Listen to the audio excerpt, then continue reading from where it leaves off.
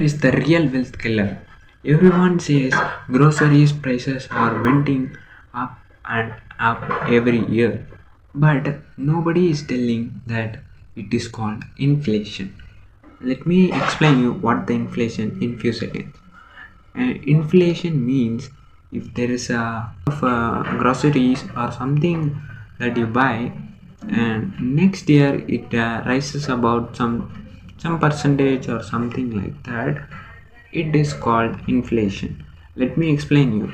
If you buy a basket of grocery as 2000 rupees and next year it becomes 2100 or 200 to 2200 rupees, it is called inflation. And there is something called as deflation, which is happen in the Japan or some low interest countries. What happen is that the price will not increase, rather it will decrease over time. In Japan case studies, many reported that prices were wending down and down. For example, let me say the same case study. If you buy 2000 groceries, it will go to 1800, or it may be at standard at 2000 for many years. This is called inflation and deflation. What is the impact of inflation is that if you buy a groceries, next year it may be 200 rupees, that is 10% or 6%. India average is 6%. 6% is just for the food or the simple essentials, but the real inflation is way more different. Let me take the for health. For India is the only country to have about 14% inflation for a health, and education inflation is about 12%.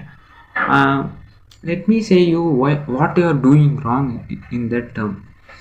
Many will be saving at the savings accounts or some cash or something like that for their even if they don't have much time. uh, Let me say in savings account they may get about 3 to 4%, but the inflation is absolutely it's more than 6%. If it's education it may be about 12%. It is way double more than averages. Okay, let me in the savings account for just 3 to 4% and losing over 6% every year, which is minus 2%. Then you are losing your money every single year. But not that you might misunderstand that every instrument will do the negative returns. No, it's not. These FTs, uh, these FDs or this savings account is just for the safe purposes, or your short-term goals, or for an emergency fund, or something like a safe events. But you using it for like a long-term game, it's not work that way. There is a real instrument which can help you to grow potentially well, which is equity, which is gold, and which is real estate. These will go up in value when there is an inflation, but this fixed deposit will no more going up when there is an inflation. And there is an interaction between the inflation and the interest rate. Let me say you how it works. Inflation means it will boost your economy. When there is an inflation, it's a good sign, but doesn't mean that we should be very more hyperinflation. Let me say you an example. Let's say if the economy wants to grow, they will reduce their interest rates. Then many people will get loans, many business loans, and the economy boosts.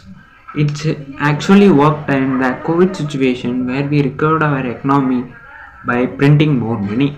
But the problem here is the inflation. During the COVID, the US print about $4 trillion, which is more than our Indian GDP. This sounds like crazy, and it created an inflation.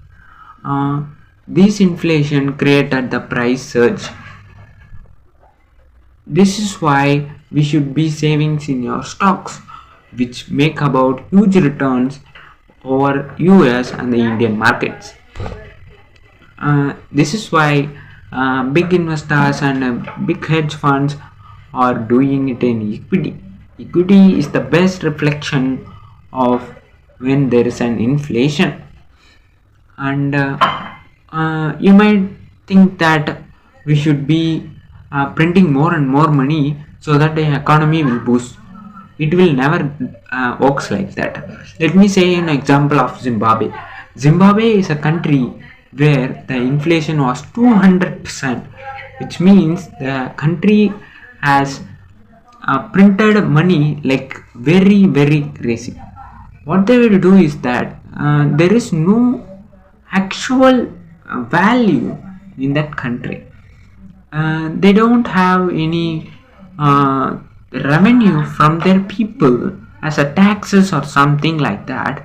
They print more money to give salaried employees of their government officers and such that, and they give salary and they spend and they print more money, then do again and again and again, which created a hub over 200%, which is, let me say an example, in Argentina and Zimbabwe the prices will double every single day, which is if you can't buy today 100 rupees for apple, then it will be 200 next day.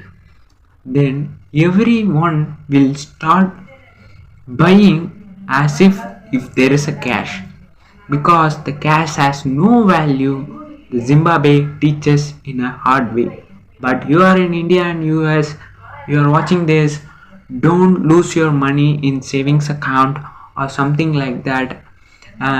Take the Zimbabwe as an real example and start to invest your money. As you are watching this is equity grade. You can follow and subscribe